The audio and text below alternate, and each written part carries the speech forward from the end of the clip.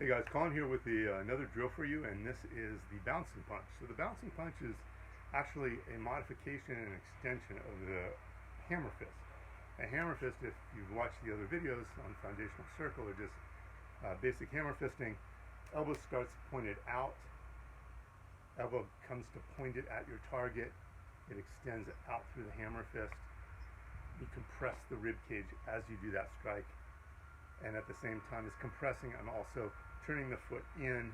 So my elbow goes from elbow out, and my right foot is turned 45 degrees out. Elbow in, right foot turned 45 degrees in with a bend in my leg.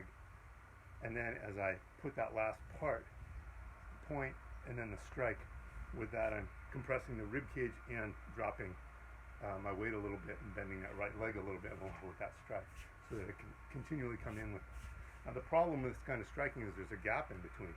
There's a space. It's 1, 2, 1, 2, right? And there's a gap in between. If you don't fill it, somebody else will. That's their opportunity to counterpunch, get in on you, grapple, take down, all of that. So we want to always fill those spaces.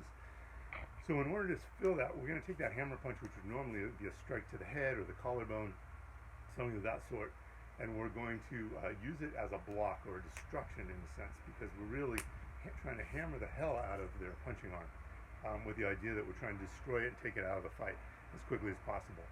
So this could be somebody's jab, it could be their cross, it could be anything they're throwing at, it could even be a hook, and I could be coming to the inside line and bringing it back. So I'm going to demonstrate this on the mock jong, and then I'll show you in the air. On the mock jong and hammer fisting to the inside line here, and now the bouncing punch is simply a pop of the elbow out with a hammer fist forward. So I'm going 1, 2 here, 1, 2, and then my next strike. 1, 2, 3, 1, 2, 3, 1, 2, 3, right? Whatever I want to do here, I'm filling that gap. I'm not letting it be 1, 2. Because of the short distance, boom, I can pop that off. I'm going to the face right now, but if I go to the throat, that could be really devastating. I could grab the neck here, I could drive in with my forearm, I could yank the head off to the side, I could sweep with that. So there's a lot of applications. This is a barring arm of sorts. We've got a wedge here for grappling, against grapplers to be able to use. Now this is a barring arm, okay? So this is like a lawn sow. It's just an extended version of one. So I'm coming here, here, and I'm hammer fisting. Then my next strike comes in. So 1, 2, 1, 2, and I just keep working this, just like so. Now, there's a bunch of different things that we can do with this, and I'm going to demonstrate facing the camera now so that you can see actually what I'm doing. So when my hand's cocked back like this, my elbow is at shoulder level or maybe a tiny bit above. My feet are pointed straight ahead, I'm squared off. Or I might have this foot actually rotated out 45 degrees. Maybe I've jabbed here, and now this hand's set, just like I'm drawing the bow, if some of you that have studied with me know about, drawing the bow. So I'm pulling back as if there's a lot of resistance on a bowstring, and then I'm snapping it forward, and I'm letting it whip as I hit. So from here, boom, I'm going to come, and if I'm hitting somebody's head or collarbone, it's going to end up on this side of the center line. This being my center line, I'll be over here. Now, if I'm hammer fisting to the inside line, it's going to pass center line and end up probably more in line with the inside end of the collarbone on the opposite side. So I'm going to come here. Notice there's a gap here, right? I'm going to put my hand up there for right now, here, so that I can cover anything that might come in. Here, and then I'm going to pop here. So here, now notice the bend in my arm. It's about a 90 degree, maybe a little bit more bend. The other thing I'm doing is I'm twisting my body inward. So again, I'm turning that foot in 45 degrees, turning the hip in with the knee, and like I said, I'm going to compress the rib cage. I'm going to get a nice solid strike to destroy that arm.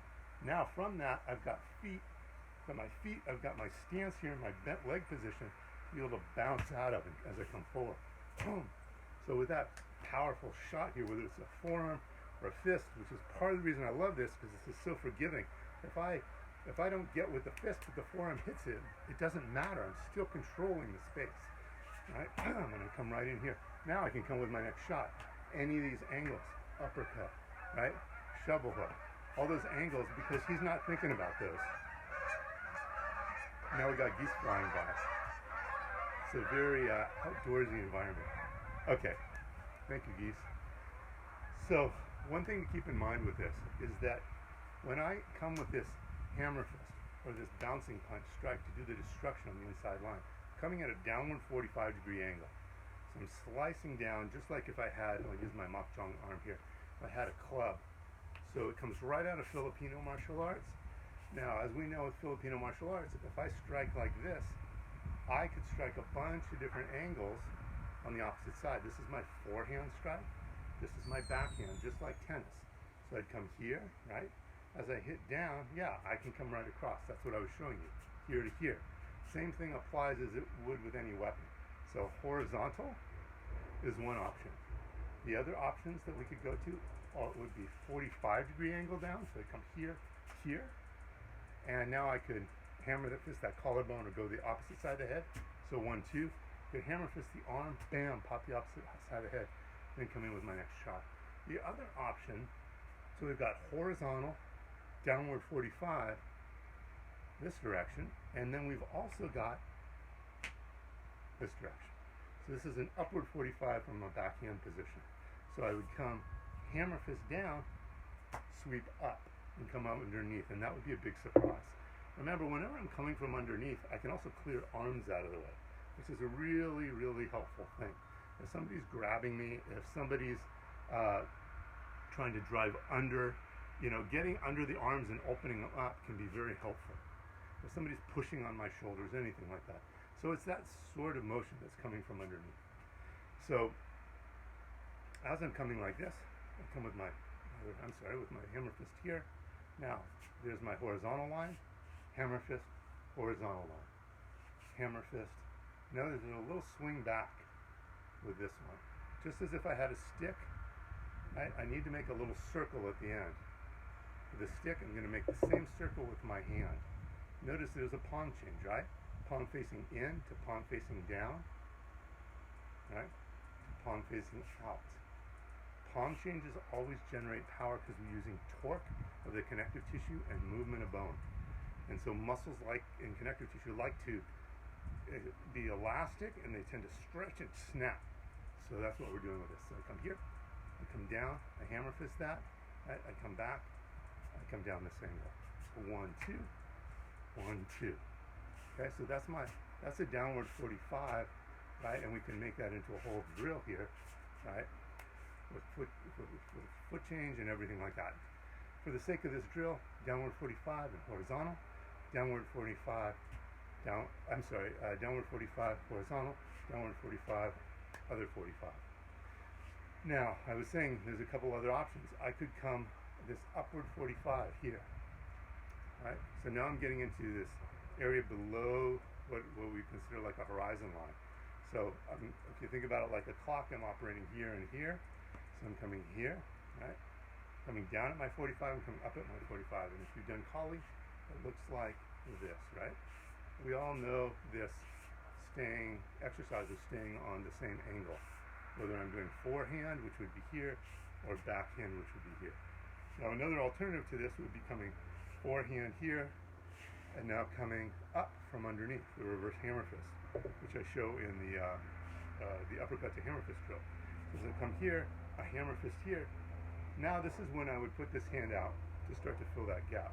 I could put it out there anyway, but I'm going to come across here and reverse hammer fist here. And that could lead to any of my uppercut strikes, could lead to coming down at any angle, right? Because we're using stick and asterisk applications. So, got here to here, here to here, got here to here, I got here to here. So I'm using the bouncing punch. Now it's not bouncing as much when it goes other angles, but when I come horizontal, or I come at the downward 45, it's more of a bounce. Because there's not any drawback. When I'm coming from underneath, there's a little bit of drawback. So it changes the mechanics a little bit. But still, play with that because it's a really helpful tool. When I'm working here, right, and I'm just coming here and working this on the dummy, the nice thing about this elbow in to elbow out motion is that if there's another punch coming this direction, I'm set for it. I could even rake the eyes or gouge on the way across, right? my fingertips here, boom, as I catch the next punch, and now I'm in here. And then I can go into uppercut, reverse punch cycle, right? I can start doing horizontal circles. There's all these different patterns that we can then put into the next. So give that a try and enjoy.